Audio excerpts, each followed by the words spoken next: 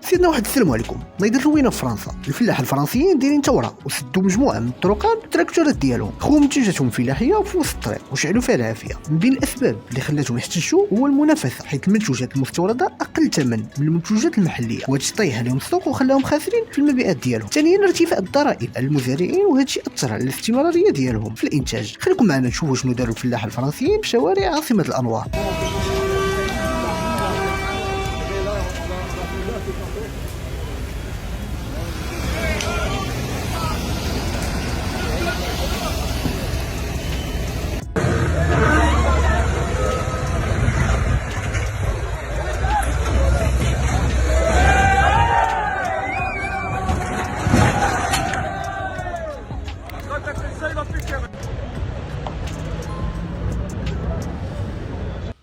وكيف العاده خلونا ارائكم وتعليقاتكم حول هذا الموضوع، وتابعونا على قناه ميكرو مغربي.